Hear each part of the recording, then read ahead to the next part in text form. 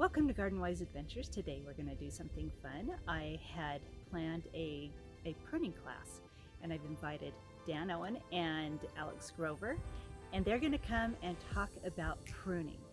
Now this may end up in several videos or one video, but let's see what happens, and let's start with Alex.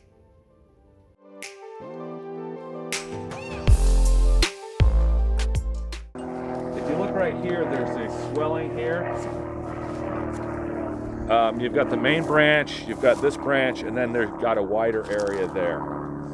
You want to cut just outside that wider area, because in that wide area, in that bulge there, is where you have your tree immune system. If you cut off the immune system, does your tree have any immunity? No.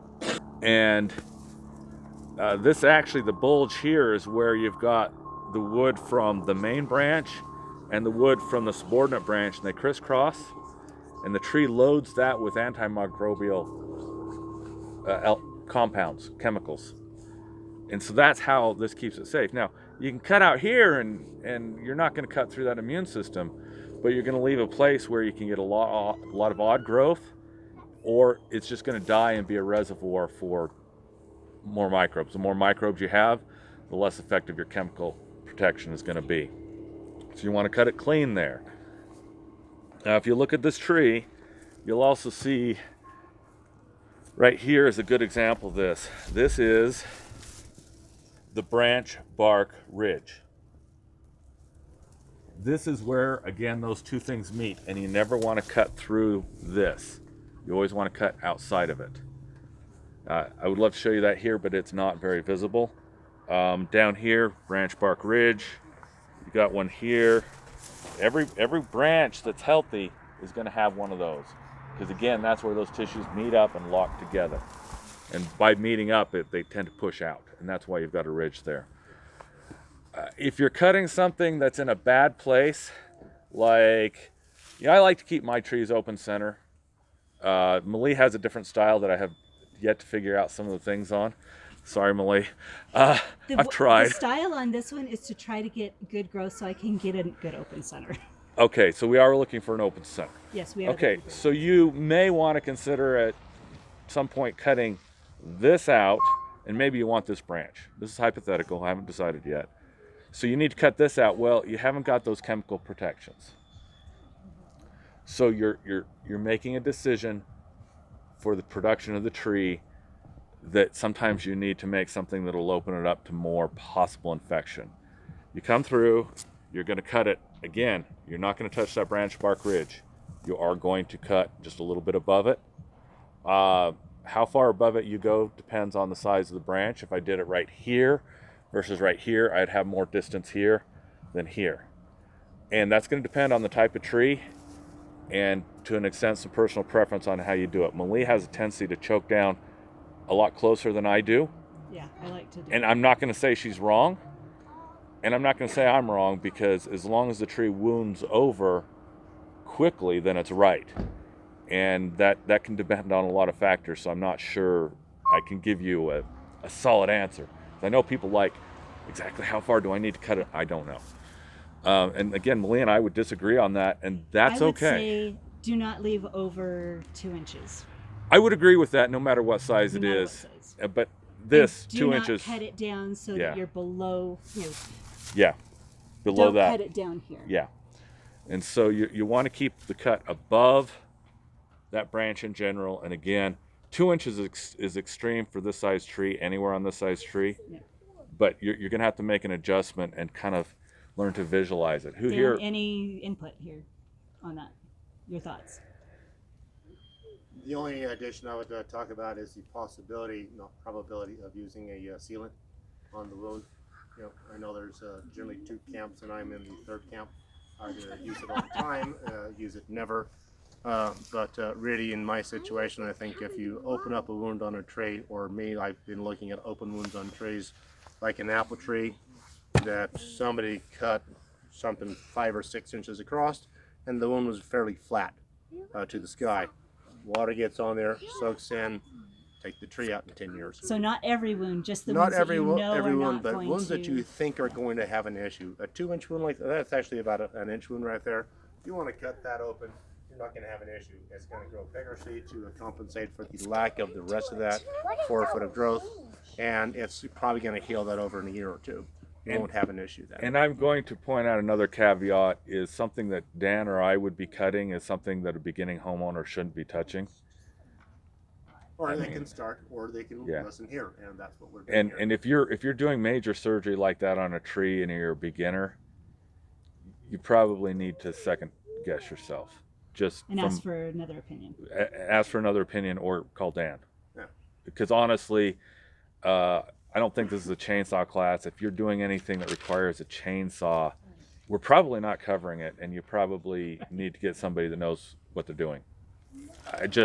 I've seen too many chainsaw warriors, and usually they're almost killing themselves on a big job. What we're gonna do is I'm gonna go ahead and each cut I'm gonna pick a different tool with. You sure you trust me with this? This is your medlar after all. This is my medlar, and I decided that the fruit's not my favorite, so. Okay. Now, part of what you're gonna do is you're gonna choose a tool that's not gonna do damage. Now, with that pair of loppers, I can probably cut through this one, but that's smaller than what I'm used to using. And honestly, I'm going to get a nice clean cut with these, with my saw. And that is duller than my professional saw. It's also older than my professional saw. I do wear out saws. Now, that is not a perfect cut. Dan, is that a perfect cut? It's good enough. I do try for a perfect cut, but I also realize I'm human. I'm not perfect. So it's okay if you have a few cuts that aren't perfect, but particularly just try and make sure you respect that immune system and you'll be okay. So really quickly, I'm not seeing too many. Oh, I'm seeing some on the street. Let's show them. Maybe you can see closer. Right here, I don't know if you can see this cut right here made last year. It did not heal over. It got kind of crushed a bit, and there's no healing. So, when you get time, come and look at this one right here, and you'll see it's open. But if you look, where did I see that? I saw one that had healed. Well, you've got... There's one right here at the top. Wow. Is that last year's cut? I think that's... Oh, no, it's right here. There it is. There's a cut right here. And what I was taught to look for, it's called a donut. I call it a donut. Yeah. So it doesn't heal as in the wound goes away. It's like the skin heals over, it's like the skin healing over the wound and protecting it. So that's what you're looking for. If you cut it properly, you will get that donut where you can see the new growth coming and just sealing over the top. Anyway, that's a good point. Thank you for bringing that up. I usually forget that. So yeah, like I say, you're probably not going to get it perfect.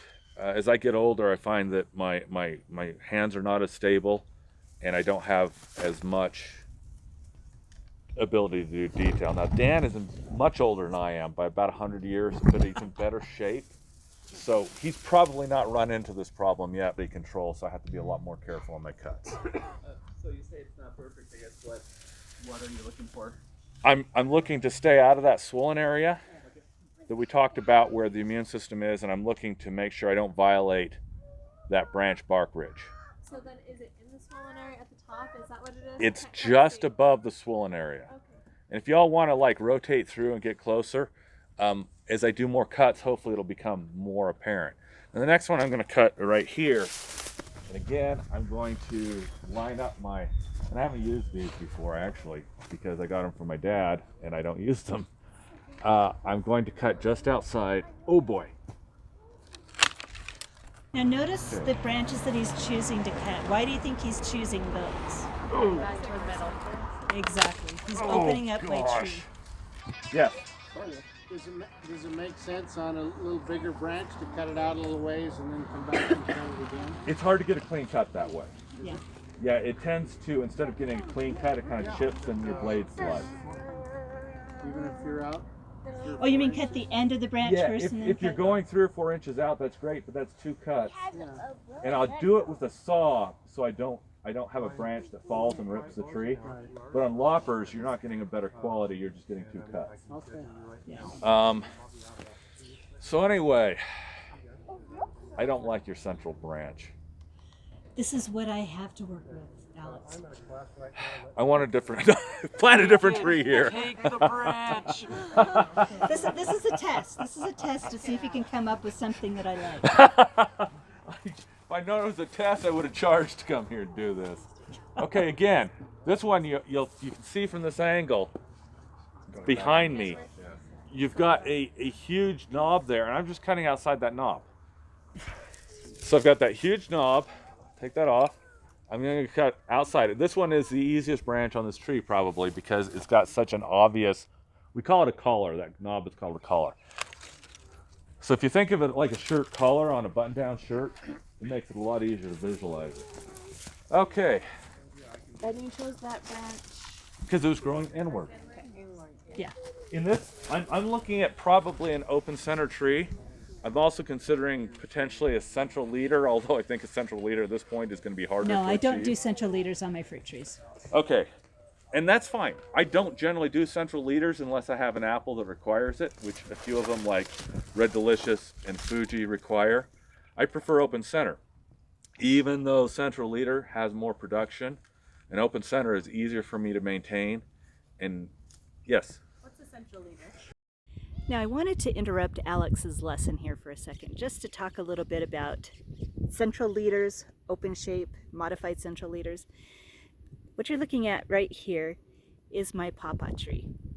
And as you can see, there's a long branch in the center, and that is called a central leader. Now it will continue to grow taller. If I top it off at the top, it's just going to start spreading out more and become more a modified central leader.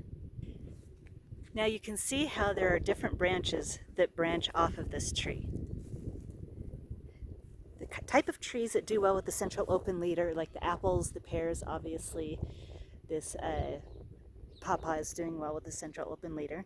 Now let's look at a modified central open leader. Now here we have my backyard orchard style planted pear trees and apple trees, and we'll cover that in another video later this week. Anyway, these are pruned as a modified central open leader.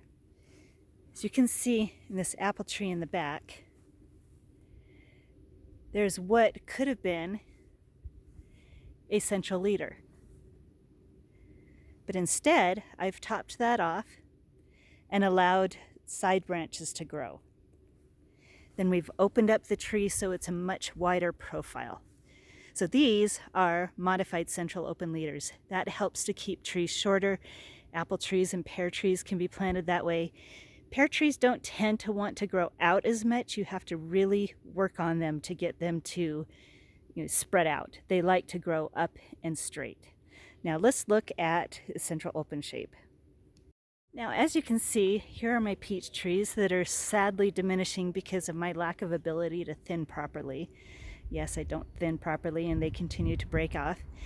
There are no branches that could be counted as a central leader. They are pruned more into an open vase shape. Now, peach trees, nectarine trees. Here's another view of my plum tree. That's a really good central open shape. Those do really well with the central open shape. It helps keep the trees low so that you can harvest, spray, prune easier. Although this one's pretty tall, I'm going to come prune this out today. And it allows a lot more sunshine to go in, to go into the center of the tree. Now Dan is going to be talking a little bit later in another video about fruit trees and farming sunshine. And the central open shape helps achieve that. You get more surface area for the sun to come in to the tree and help produce your fruit. We know the difference between the central leader, the modified central leader, and the open shape. Let's get back to Alex and his class on pruning. Now over here, this is the dominant branch. This is the subordinate branch. I don't really actually like either of them. I would prefer the first one that you touched to come off. This one? Yeah. Okay. See, now, when I'm working with a homeowner and I'm doing their trees, generally I'm not talking to them about what branches they want to have, because if they had that much of an opinion, I wouldn't be working for them. They would do it themselves. Malie is special because Malie knows what she wants. She's special. Now, the reason this tree looks the way it does, this is about a 6-year-old tree. And it does not grow a lot every year.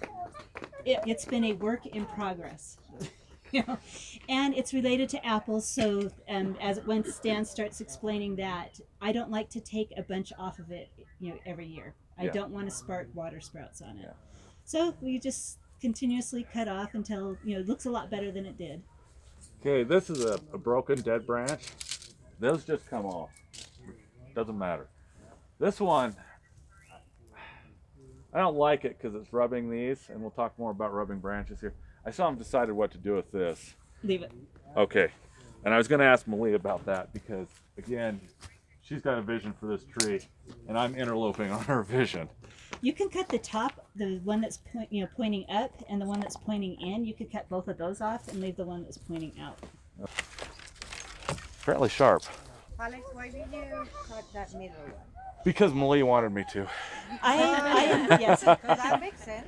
I am looking for not height in the center. I'm looking for branches that are going to point out. Okay.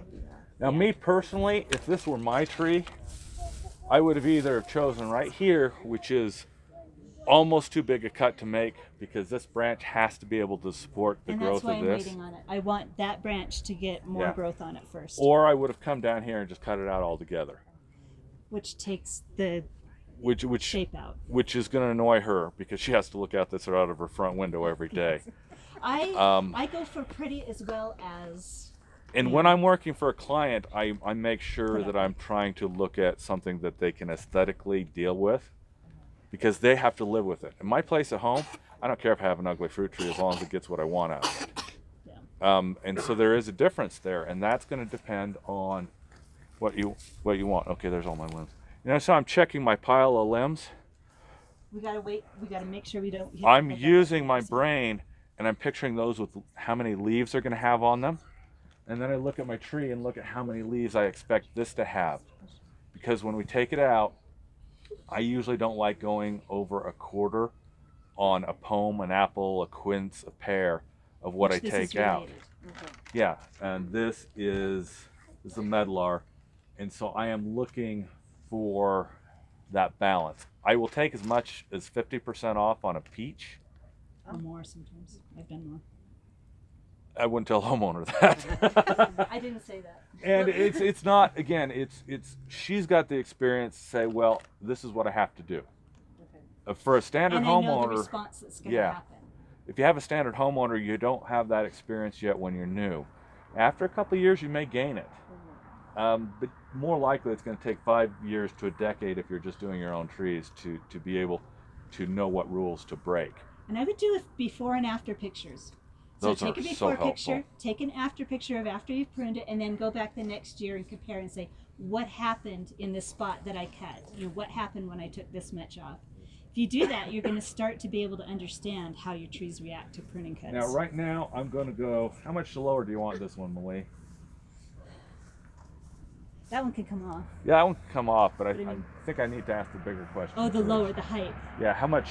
Because Malie is very big into keeping her trees contained in height because we don't want a big tree on a city lot. Okay, let's get into that. Now, if you look up at the top of this tree, you can kind of see where I cut the branches last year. Mm-hmm. Those are called heading cuts. And can you see why heading cuts could be especially bad on an ornamental tree? Like the one behind you? Like the one, which one? Yeah, that Norway spruce. There's been no cuts on this one. This is just a weeping Norway spruce. So, yeah. If you put a heading cut on that weeping Norway spruce, it would react horribly. They don't like that. But like if you took all those branches like he did right there across the street, you see how he cut in the middle of all those branches? you're going to get that same kind of growth at the end of all those branches. And he is my neighbor, and he used my tool when he did it. I wasn't watching. When I came out, I was like, what did you do? You didn't do what I told you. And he says, I'll fix it later. Well, do you think he's going to fix it later? No. 2 years. Yeah, 2 years when they start breaking out of the tree. So, but this is a fruit tree, and I will do heading cuts on fruit trees. And I'm going to let Dan get more into that later. But, So, what I'm going to do now then, since we haven't decided on heading cuts and Dan's going to do it, I'm going to finish showing kind of what I like showing, and I we'll want move to to keep this center fairly open, because this is the way we decided to do it is an open center tree. I want the center to be able to keep airflow, to get good sunlight, and to have an ability to fight off infection. Now that good sunlight in there is going to lead to better ripening on the fruit. And again, by keeping aeration, aeration in there, we're going to cut down on potential infections, because most fungus and most bacteria like moist, tight, it's like athlete's foot. It's down there where it's just not a pleasant place to be. May as well just be athlete's foot on your apples. Maybe we're on to something there. Maybe the scientists have missed something. Yeah. Anyway, and so that aeration keeps the incidence of disease down. If you do get a disease, we can hopefully fight some of it and not have it give us problems. And so I'm going to come in here. This one isn't strictly growing inside. But look at the shape of that. That is going to run into something eventually. And I want to cut out all my rubbing limbs or prevent them from happening if possible. Yes. On a pear or on an apple, you're never going to get all your rubbing limbs out because they're horrible with them. But you get out the worst and the most that you can manage. And so what I'm doing right now, this one, I'm going to shorten it. That is a heading cut because it's going inward, but that bud might give me something nice later on. Malia will cut them all if she doesn't like them. Yeah, I'll fix it. And that's a great... Just kidding. Just kidding. I was waiting for the reaction. So that's the problem with doing something with your friends is she's every bit as much a pain in the butt as I am. See how this one's going up in here? It's rubbing, and even if I cut the small branch out, that is always going to be a problem. And so I'm just going to take it right here. And again, we're going to get a cut right there. And so Alex, can we cover one other thing really quick? Yeah, sure. With fruit trees, I like to build what's called scaffolding limbs, right? And there's two different ways. I watched Russ Matang, I don't know how to pronounce his last name, but he's releasing a lot of fruit tree pruning videos that are really good. And he talked about pruning columnar trees. So there's two different, you can use your pruning to create two different looks. So if I wanted this tree to be close together and growing straight up, we would choose the outward facing limbs and cut those off, right? If you want the strong scaffolding branches and a bowl shape, then you cut the interior branches off. For example, I've been working on this branch right here, trying to get some, because it was flat on this side and I don't like flat, right?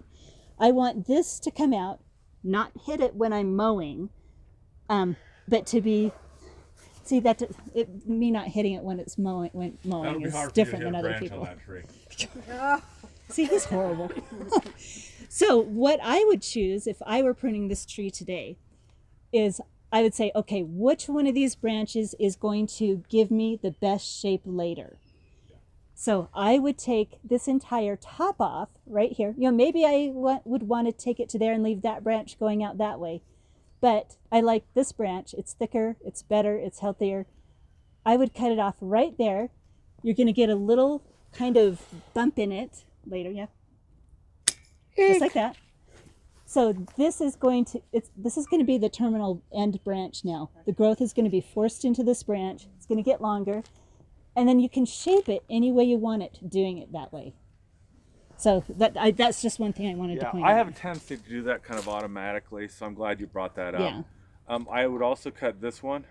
Yes. Because it may become a competing limb. Right.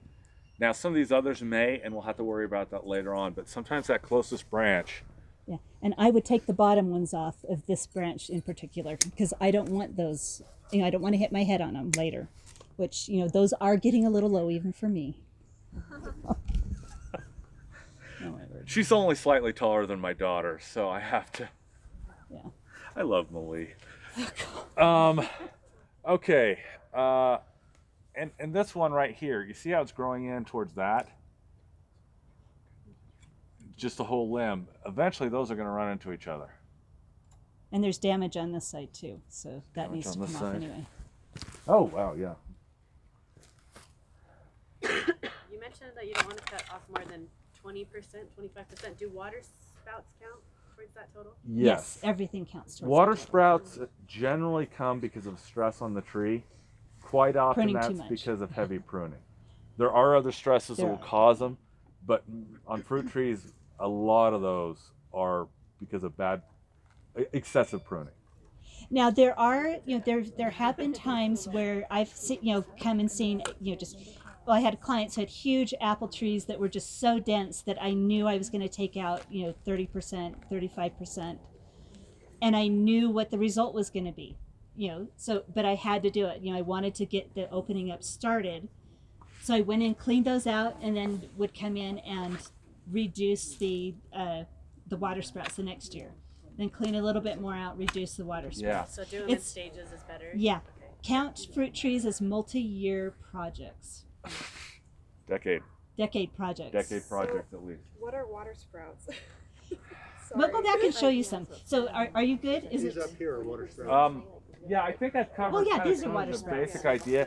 You see how the center is now further open? So can you point where I cut? See, I'm not Like over tall on enough to here, point Dan, like and you show can. them. No, I can almost fit So that like there. when you top a tree and you get a Yeah. ton of little branches. Yeah. If you cut that thing and it goes straight up like that, you can look down here and see that you have probably some flower buds here, but you see nothing like that on there. That is simply going to be leaf surface up there.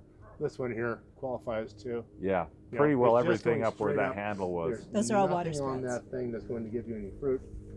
It's simply going to go straight up, and you will not get fruit off that thing for probably 2 more years. Now, in general, we've improved this tree, but we have a There's lot to far do more to today, do. so we're not going to finish Yeah. it. So- But yeah. remember where you cut. Now, I'm going to mention dead branches always come out, rubbing branches always come out, damaged branches generally come out. There are times when I do make exceptions, and even a homeowner is going to have to look at that and say sometimes this needs to wait a year before it comes out.